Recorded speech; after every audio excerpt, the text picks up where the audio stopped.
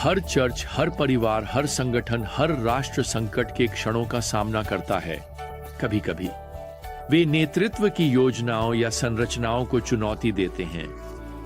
प्रेरित पौलुस ने कोरिन्थ की चर्च को बताया कि चर्च में समस्याएं उत्पन्न होंगी ताकि जो लोग परिपक्व हैं उन्हें पहचाना जा सके। 1 कुरिन्थियों अध्याय 11। दूसरे शब्दों में, एक संकट एक परिवार, एक व्यक्ति या एक राष्ट्र को विकसित करने का एक तरीका होता है, और यही वास्तव में इज़राइल के जीवन में होने वाला है। अब हमारे पिछले अध्ययन में संख्या अध्याय 16 में हमने देखा कि कोरह के नेतृत्व में ये विभाजनकारी लोग मूसा और हारून से नेतृत्व छीनने की कोशिश कर रहे थे। भगवान ने कोरह और उन षड्यंत्रकारियों की जान लेकर उस विद्रोह का अंत किया। भगवान ने भी उन लोगों पर महामारी के द्वारा न्याय किया जिन्होंने विद्रोहियों का समर्थन किया, उन लोगों पर जिन्होंने मूसा और हारून पर हत्या का आरोप लगाया। अब संख्या अध्याय 17 में लोग डर में प्रतिक्रिया करते हैं और वे मूसा से कहते हैं, यहां पद 12 में, देखो हम नष्ट हो रहे हैं, हम सभी बर्बाद हो गए हैं, जो भी भगवान के तंबू के पास आएगा वह मरेगा। क्या हम सभी नष्ट होने वाले हैं? दूसरे शब्दों में, क्या भगवान हम सभी को खत्म कर देंगे और फिर से शुरुआत करेंगे? खैर, अध्याय 18 और 19 मूल रूप से उनके सवाल का जवाब देते हैं, और हम देखेंगे कि कैसे भगवान उन्हें बताते हैं कि एक बार फिर से उनके पास आने के लिए क्या आवश्यक है, न्याय और मृत्यु के डर के बिना। पहले उन्हें पूजा के लिए भगवान की व्यवस्था को स्वीकार करने की आवश्यकता होगी। कोरह लेवी था, वह एक पुरोहित का सहायक था, लेकिन वह पुरोहित की भूमिका चाहता था। उसे और अधिक शक्ति चाहिए थी। उसे हारून और उसके बेटों के विशेषाधिकार चाहिए थे।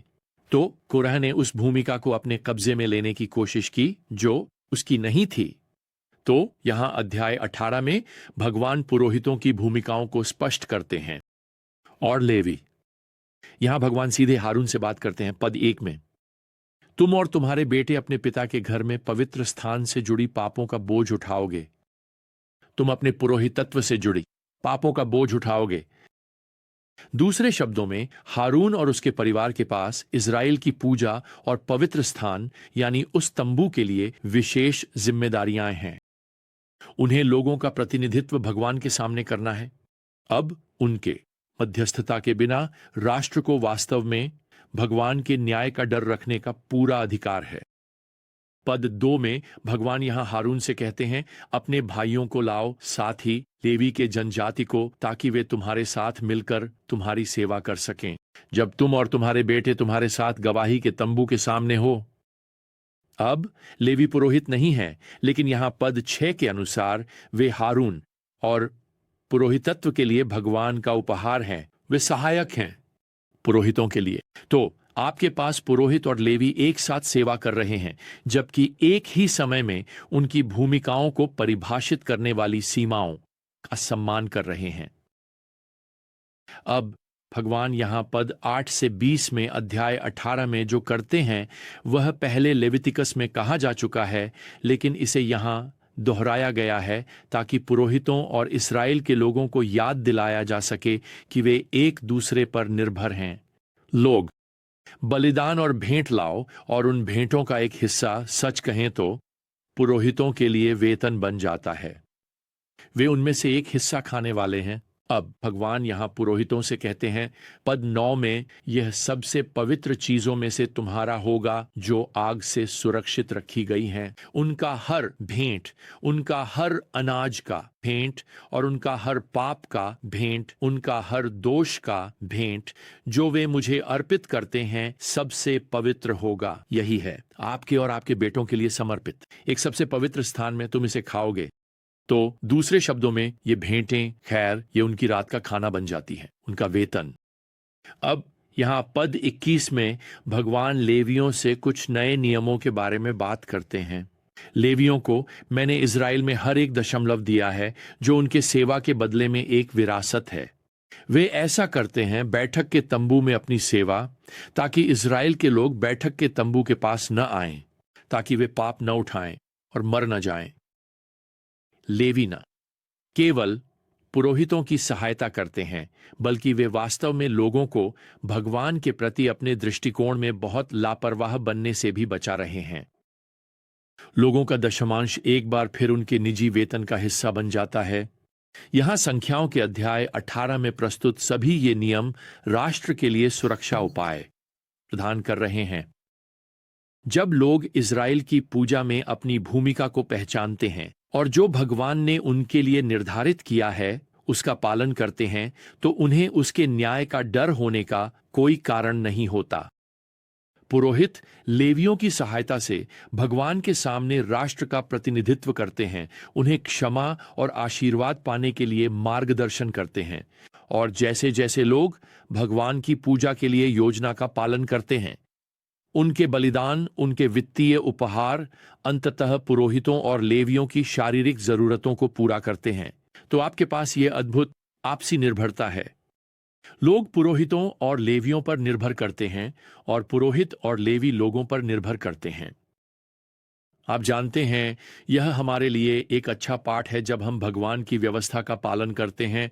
खैर, विवाह के लिए परिवार एक काम मंत्रालय।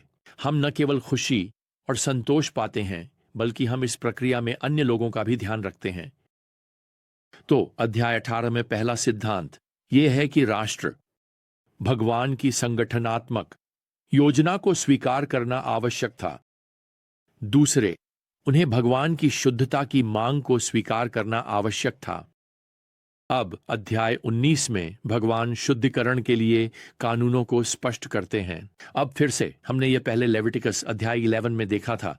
किसी भी मृत जानवर या मानव के साथ कोई भी संपर्क किसी को अशुद्ध कर देता था, जिससे वह उचित शुद्धिकरण होने तक तंबू में पूजा करने में असमर्थ हो जाता था। स्पष्ट है, भगवान ने यहाँ लोगों के लिए कुछ अच्छी स्वच्छता का ध्यान रखा है, लेकिन यह भी और अधिक महत्वपूर्ण रूप से यह एक याद दिलाने वाला था कि भगवान पवित्र हैं और पवित्रता, स्वच्छता में भगवान के पास पहुंचना चाहिए।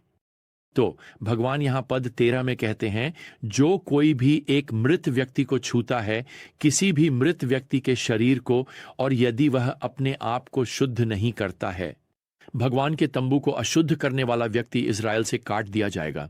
अब यह कोई नई नियमावली नहीं है, लेकिन इसे यहां फिर से जोड़ दिया गया है। क्यों? खैर, ध्यान में रखें कि लोग अब 40 साल तक जंगल में भटकने वाले हैं। जोशुआ और कालेब की सलाह का पालन करने से इनकार के कारण एक पूरी पीढ़ी अब मर रही है। जैसा कि हमने अपनी पिछली सत्र में बात की थी, 25,000 लोगों की दर से प्रतिवर्ष। मैंने पहले ही कहा गया है, उनका 40 साल का भटकना वास्तव में 40 साल लंबी शव यात्रा से ज्यादा कुछ नहीं था। तो संख्या अध्याय 19 यहां भगवान के निर्देशों के साथ शुरू होता है, जो शव के संपर्क से होने वाली अशुद्धता को हटाने के लिए हैं, जो सामान्य होगा। जैसे वे इतने सारे लोगों को दफन कर रहे हैं, और अन्य चीजों के बीच इसमें एक लाल बकरी का बलिदान शामिल होगा। पद 3 हमें बताता है, जो शिविर के बाहर किया जाएगा। इस बकरी के शरीर को जलाया जाएगा, उसकी आंख इकट्ठा की जाएगी और पानी के साथ मिलाई जाएगी। पद 9 इसे इज़राइल के लोगों की सभा के लिए अशुद्धता का पानी कहते हैं। तो यह पानी उन लोगों पर लगाया जाएगा जो शव को छूने के कारण अशुद्ध हैं। फिर आपके पास यह 7 दिन का क्वारंटाइन है, और फिर उन्हें शुद्ध घोषित किया जाता है और वे सामान्य जीवन में लौट आते हैं, जिसमें फिर से पूजा करने की अनुमति भी शामिल है। तंबू में अब मुझे बताने दो प्रियजनों, यह विशेष शुद्धिकरण उनके दिलों में एक बढ़ती हुई उम्मीद स्थापित करता है, एक स्थायी शुद्धिकरण के लिए जो सच्ची पूजा में बिना किसी रुकावट के पुनर्स्थापन लाएगा। और कैसे होगा, मैं तुम्हें बताता हूं। एक निर्दोष बलिदान शिविर के बाहर एक बार के लिए प्रस्तुत किया जाएगा, और जो भी उस बलिदान प्रभु यीशु मसीह को स्वीकार करता है, वह स्थायी रूप से शुद्ध किया जाएगा और भगवान के साथ फेलोशिप में बहाल किया जाएगा। वे उस पर भरोसा कर रहे हैं जिसे शहर के दरवाजों के बाहर बलिदान किया गया था। खैर, हमें यहाँ रुकना होगा, लेकिन जब तक हमारी अगली ज्ञान यात्रा फिर से शुरू नहीं होती, प्रभु यीशु मसीह की कृपा, भगवान का प्रेम और पवित्र आत्मा की संगति आप सभी के साथ रहे। आप सभी के साथ रहें। आमीन।